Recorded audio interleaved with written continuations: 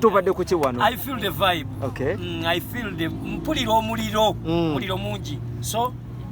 ngambe nti I'm ready to support. Okay. I'm ready to support as we are. Era nkunga bana Uganda mwenna. Mujje mulabe nange no shosi girabanga ko yakyali wange. Okay. Ne nange ndi wano musaba mugamba kushayo nabaawo. Mashallah nsaba nange mbe okululako. Queen kama Sheebah ng'omwagadde bitagambika. Mubeeramu nnyo sikwagala mubeeramu. Gabono ogogamba mbuno gundi andimu mulimu paka ku lunaku olusembayo. Ebbanga lyonna tukulabye ng'ozze owagira omukyalo ono omubeererawo buli kimu kyanjawulo kikyayina okusinziira ku bakyala aba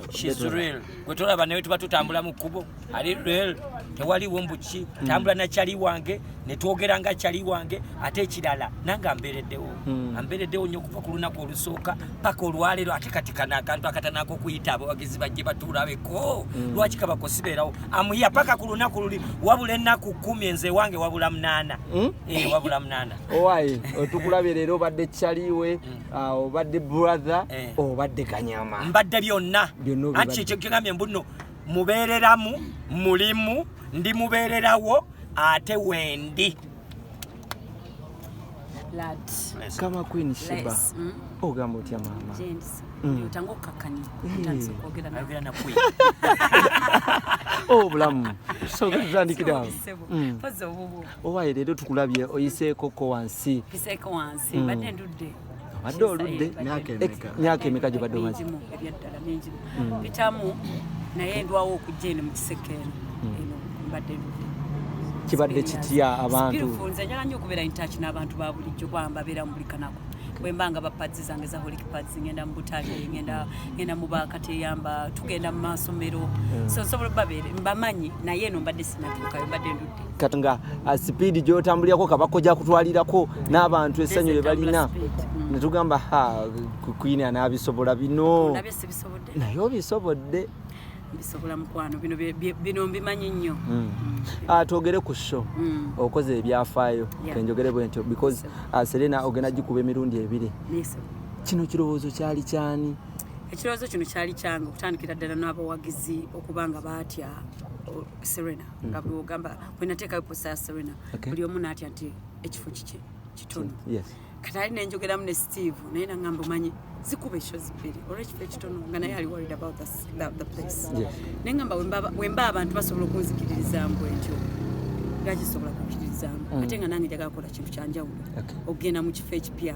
manyi buli kimu kikoze kati nina okukolayo ekintu ate nga sikikolangako nga kiri different ne challenging manyi omulimu gwo okukolera mu kifo kyekimu buli mwaka oba tolina challenges so kisigala kyekimu ofuna results zezimu abayimbi abasinga bwetuuka kweno point ey'okukola ebivvulu oba oliawo bamu bakuba n'amameeme n'agamba simanyi oba ku ssaawa eri banaja naye gwe ennaku 2 ate olwokusatu tuli ku Freedom City gwe tolina mukutya n'ogamba nti ensonga eno simanyi kama Queen Sheebah weneguka sigibeerangamu nayo naye sigamba nti ndi comfortable nedda naye ku luno njiri kinkakatako okupushinga emirundi 10 okusingako bulijjo empushinga kubanga ndimukola kintu kipya se kintu ekipya abantu olina kibamanyiza n'okibanyonnyola so tuyinza kitwalanga kintu kikadde so kyovola shows 2 mu lunaku mu kifo kyekimu Serena Hotel nga 9 ndi ku Serena nga 10 ndi ku Serena ate nga lona abakuba ne bagamba njagala kujja leero nzije n'enkya so rehearsals zibadde z'amaanyi nnyo myezi 2 kitundu tugenda mu 3 okukola kw'amaanyi nnyo okusinga buli kimu kye nali nkoze kubanga nange kye ngenda okukola sikikolangako so okutya kubeeramu nate nze siyinza kuleka kutya ate kunzijeko ebirooto byange buli omu nkiwaalinamu okutya naddala ng'ogenda kukola ekintu kyoyagala ennyo kibe kyakabi naye nzikiriza nti Katonda tayinza kunkwasa kintu kisinasobola mu bantu abatandika campaign y'okuba nti nno abapushinga Uganda music industry gw'omu ku bo be twalaba ensonga eno gyogerako kikuba tulaba abayimbi naddala abawano ensonga ya concert bagikwasiza maanyi era kati obuwagizi buli ogusoose pads zikoze mu buyimbi bwange sente nzijje mu kuyimba platform eyokukola byenkoze byonna business zenyina nzijje mu kuyimba sonze omulimu gwange nguwera ddala ekitiibwa nnyo keera buli ku makya nenkola buli kimu kyenyina okukola bwe mba nyina working out okusigala nga ndabika bulungi nja kikola bwe mba nyina okubeera mu studio nja kikola bwe mba nyina okugenda okurehearsinga nja kikola nja kukola buli kimu ekyetaagisa okukola omulimu ogenda mu maaso so kubanga kati tulaba abawagizi baffe naffe nga batuddizeeyo love ye muje bawa aba Nigeria nga bazze wano aba Jamaicans nga bazze wano kyetuzaamu amaanyi osanga na firumu Uganda jakera ku machegambe you know what tujja kubanga show tukwata omutwalo gumu kitundu ogwa dollars oba ebiri tugwa mu Uganda munnaffe nga tuguwachi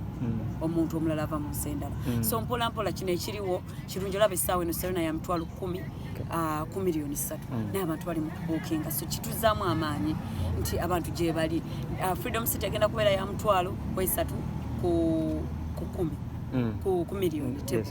but era abantu nabo bagenda kola ki so twatagetinze class zonna tigobo ogamba omwagizi wange nti sijja kusobola 10 ate nawe nkutegeera Freedom City ki otulinayo ate omwagizi wange agamba nti nze 10 njikola ki njirina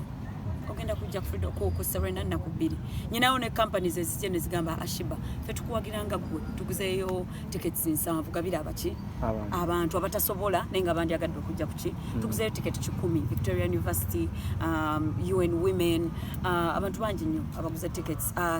Stanbic Bank Starbucks bali mu kugula different tickets bagamba kafika tudize abawagizi baffe nabo bajje bakulabeko just in case nga muwagizi wo nati tayinza kola ki kutuuka so nebyo nabyo companies ziri mukola ki kubikola so you welcome to any company legama tize yagagulya abawagizi abala 10 abo nabo webali so mukama abadde kino ekintu akintwaliza bulungi sibu okay we believe nti gwo mu kubakyala abachosa obulamu bw'abantu naddala ng'oyita mu music industry oba music mu nyimba era abamu oba inspiring okuba nti nabo ensonga eno bagikwasagana bulungi naye waliwo omuze ogwatandise okujja Sheebah ogw'okuba nti abayimbi abataate kati baagala okuzoleya aba noba gwe nasangawo nemba wansanzeewo zesikkiriziganya mu kintu kya ndi mupya ate ngenda kulwanyisa gwe nsanzeewo ngende mu kifo kye oba ndi mukadde naye ate nyina okuzala waabaddewo for me kyembelievinga guno omulimu abantu bangi tulina abawagizi baffe bangi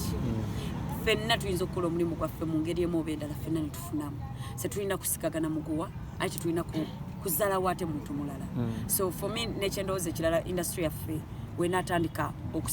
kyetwetaaga okusingako wano wetuli ezzalawo likole ki likkakkanemu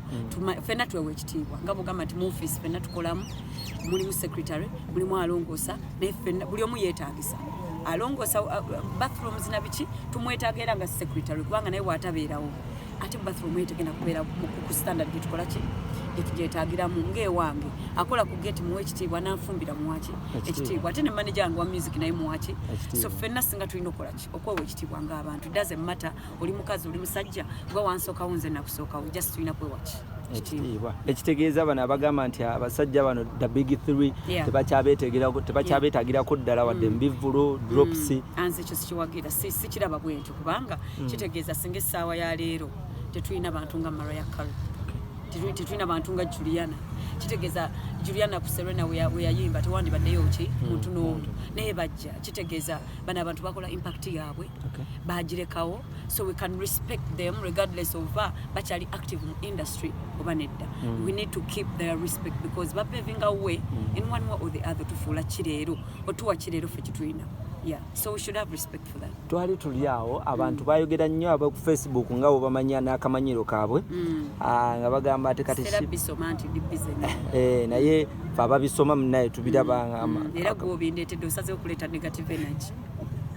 osazeewo okundeetera ng'oggyeyo obuzinda osazeewo okundeetera negative energy si negative tandika negative energy nedda kakati kiribwa ekitibadde bulungi nnyo naye era oleesa obugambo abantu n'ababoda bonna tebamanaaka bonna bavaayo nga bagamba Sheebah kavuddeyo bajjeefu biki bamutaddeko omwana kati empala negenda kubeerawo surprising naye tukulaba nga ate mwewanika haaga mwana yansanga naliva ku interview I think when TV nengwa mu red carpet ya high people nali simanyi nti wansi waliwo red carpet so nesanga omwana nambuuzaako ate nze buli omu amanyi nze sirina buzibu ku muntu yenna oba olina obuzibu ku Sheebah bulina wekka bw'obuvaamu ojjanga ombongako nze ndiisa Sheebah kasembe nwadi yakuba lugogo gwe Serena ogyeyimbyemu ennaku 2 yasoose yaserinze out kino kiraga ti Ugandan music naddala ku side y'abakyala nze kyensinga okwagala kino kiyigiriza abantu is omukyala n'omwami era buli wenjogera kino abantu bagamba oba tayagala basajja njagala equality njagala abantu bayiga okutulaba kyekimu omukyala wateekamu amaanyi mu kintu kye naye asaana n'afuna kikyo kyennyini kya omusajja kyakola ki naye kyafuna nga ataddemu amaanyi waliwo abasajja abasinga bakazi okukola ennyo. Yes. I'm one of the most hard working people in Uganda, not just women. Yeah. But I can even work harder than you men. So lwaki bwe mba nfuna ekintu ate ekyo ky'obuta okola mukyerabira ne mugamba ono mukazi nyina okufuna kyensaanidde okukola kyensaanidde okufuna mu ngeri ki kyenteekamu gyenkoma okuteekamu nange oba ssente oba maanyi kyenyina okufunamu so ekyo kyenjagala abantu bategeere ezibalekerawo tulaba mukazi nedda n'omukazi asobola okikuba ng'omusajja wakikuba oba n'asinga nawo so anti abamu batwala ebigambo byo naye nga tebakola byokola. Abamu batwala ebigambo byange ekyo nakyo kiri awo totwala kutwaza ebigambo byange nze ni mukazi mukozi nnyo so bw'oba oyagala okubeera nga nze wesiba ebbiri kuba nkati nva mu kikuubo naye ensoogi banja kikati ensiro kikyotegeeza nze ndi sudiru sebo byonna obikoze ng'omukyalo omusajja bye yandikoze sinazimba island njagala kugulayo ssomero ng'abantu abatalina school fees basobola okujja ne basoma nyina holy pads nkyayagala okuba nga nyina ekyuma nga nze nzikubira wano nyina ebintu bingi byenkyayagala so sina kyenakoze kamako omukisa amina tugenda kula table naye tebo basabye basibaliriza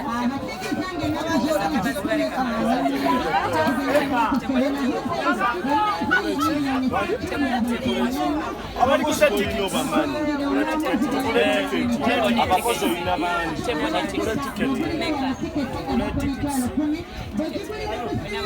olina abantu bangi tuli bayitirivu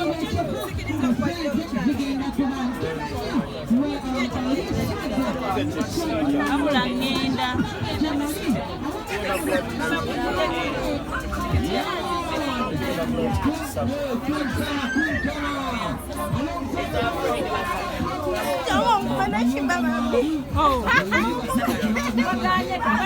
nawulira okirawo munana aliwo akagala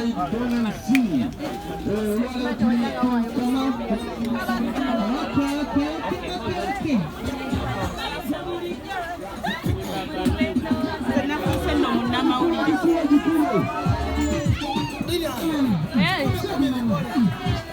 wenkwata yange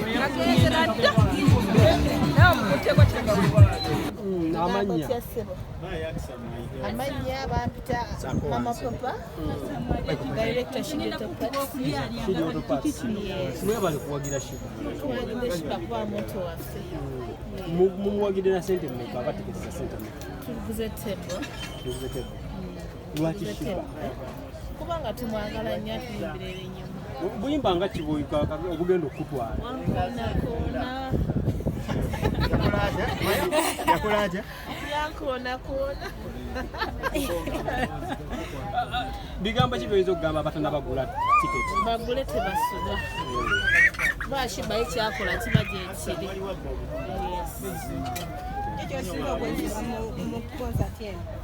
okwambala kwa Sheebah wanje binkolera byayambala ebiwanvu ebimpi ayinza okugenda ngusubira biwanvu oba bintu byonna binkolera kubanga amaki ate bano abagamba mbwayambala bubi kikyuso bagamba nuku zaabwe oliserere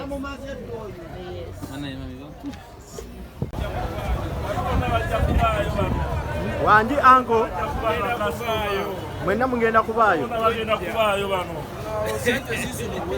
bagenda kubaayo mwebaze ate yatwebaza efa babimukulira kale kyo tulina okubaayo ani alina okwebaza munne mu bufundi